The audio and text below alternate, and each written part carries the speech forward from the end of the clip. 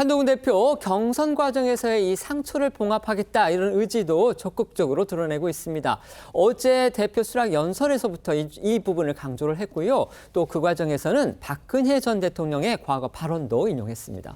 네, 저희도 그동안 전해드렸지만 이번 국민의힘 당권 레이스는 진흙탕 싸움이다. 자폭 전당대회다 이런 자조 섞인 비판이 나올 정도로 치열했었습니다. 특히 한 대표가 김건희 여사의 문자 메시지를 무시했다.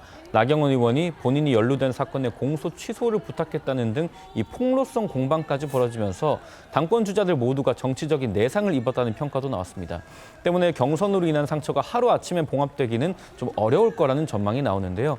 한동훈 대표는 어제 수락 연설에서 박근혜 전 대통령이 지난 2007년 대선 후보 경선에서 패한 뒤에 이 경선 과정에서 있었던 모든 것을 잊자고 강조한 한마디가 보수 정권 재집권의 밑거름이 됐다면서 자신도 경쟁했던 모든 분과 함께 가겠다고 목소리를 높였습니다.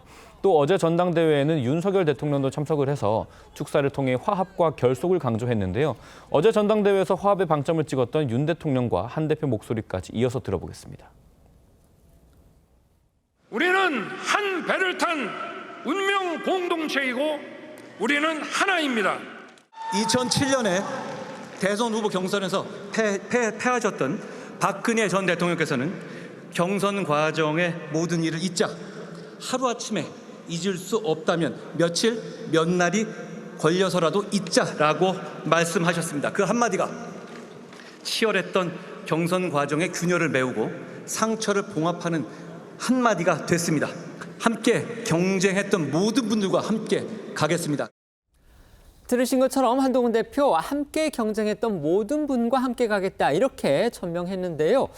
함께 경쟁했던 나경원, 원희룡, 윤상현 이 세 분의 입장은 어떤지 이것도 궁금합니다. 네, 먼저 나경원 의원은요, 어제 이 전당대회가 끝난 후에 기자들과 만난 자리에서 새로운 지도부와 힘을 합쳐 우리 당의 위기를 극복하고 하나로 힘차게 가야 한다라고 밝혔고요.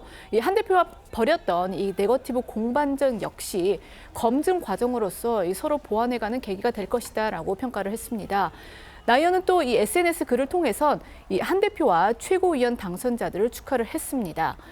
윤상현 의원 역시 SNS를 통해서 이 한 후보의 당선을 축하한다며 전당대회 과정에서의 앙금을 모두 버리고 통합의 리더십을 보여달라. 내 마음에 부끄러움이 없도록 하는 그 무괴아심 자세로 당을 이끌어달라고 당부했습니다. 반면 이 원희룡 전 장관은요, 이 전당대회 후 내놓은 첫 메시지에서 한 대표 당선에 대해 별 입장을 밝히지 않아서 이거 앙금을 털지 못한 것 아니냐라는 해석까지 나왔었는데요.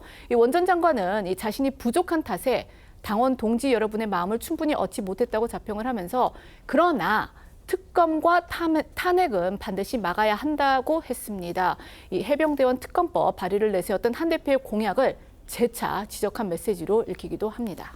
이루라 기자가 원 전 장관 측하고 직접 통화해서 또 입장 더 알아보셨죠? 네, 저도 이 첫 메시지 좀 미묘한 감정이 읽히는 것 같아서 정확한 입장을 좀 물었는데요. 이 원 전 장관 측 관계자는요, 한 대표 당선을 축하하고 결과에 깨끗하게 승복한다면서도 이 해병대원 특검법에 대한 한 대표 입장을 예의주시하겠다고 밝혔습니다. 또 그동안 이 한 대표 비판에 앞장서 왔던 인물이기도 하죠. 홍준표 대구시장은요, 어제 대놓고 한 대표 당선에 대해 비판 목소리를 내기도 했습니다. SNS에 당원들의 선택이 그렇다면 어쩔 수 없지만 실망이다. 당분간 중앙 정치에는 관여하지 않아야겠다라고 썼습니다. 들으신 대로 해병대원 특검법을 두고서는요, 앞으로도 이제 당내에서 이견이 돌출할 가능성 상당히 있어 보입니다. 당장 친윤계로 분류되는 최고위원 당선자들 한동훈 대표와 입장차를 드러내기도 했는데요. 한 대표가 또 한 발 물러설지 이 부분도 주목이 됩니다. 한 대표가 오늘 첫 출근길에 내놓은 메시지를 보면은요, 이 기존 입장을 고수하면서도 어느 정도는 좀 수위 조절에 나서는 듯한 그런 모습을 보이기도 했습니다. 네, 한동훈 대표는요, 해병대원 특검법에 대한 자신의 입장은 그대로라면서도 발의는 제가 하는 게 아니다. 당내 이견 역시 토론을 하면 된다면서 한 발 물러서는 듯한 모습 보였고요. 자신이 제안한 제3자 추천 방식을 민주당이 거부하는 건 특검을 통해서 정략적 이익을 얻기 위한 거 아니냐라며 야당을 향한 공세를 강조했습니다. 또 한 대표는 김건희 여사 조사와 관련해서도 검찰이 국민 눈높이를 좀 더 고려했으면 한다면서도 김 여사가 결단해서 직접 대면 조사가 이루어졌다고 평가를 했고요. 야당에서 김여사 특검법이나 한 대표 본인을 향한 특검법을 강행하는 건 억지와 협박이라고 지적했습니다. 어제 저희 TV조선과 인터뷰에서 나온 한 대표 목소리, 그리고 오늘 출근길 목소리 이어서 들어보겠습니다. 영부인께서 직접 조사, 대면 조사까지 받으셨고요. 다만 국민의 눈높이를 조금 더 고려했어야 되는 게 아닌가라는 생각을 말씀드린 겁니다. 이런 특검을 남발하는 식의 행태를 보이는 것은 지금 헌법에 규정된 거부권과 우리 의석을 이용해서 단결해서 막는 방법, 그 방법을 쓸 것이고요. 그 과정에서 얼마나 이 무도한 행동이 이어지는지에 대해서 국민들께서 보고 평가하실 수 있도록 잘 설득하고 설명하겠습니다.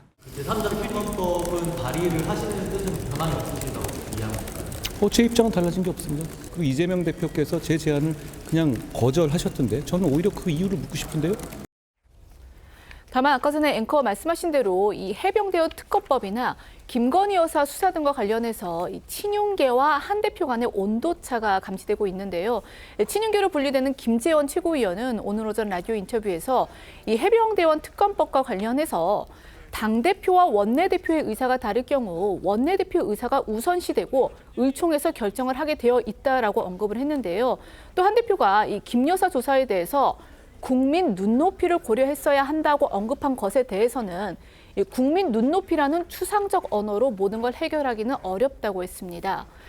중도 비한계로 분류되는 김민전 최고위원도요. 오늘 오전 라디오 인터뷰에서 이 해병대원 특검법에 대한 부분은 원내 전략에 해당되는 것이라며 당대표가 이래라 저래라 할 이야기는 아니다. 원내대표도 그렇게 생각하고 있을 것이다라고 했습니다.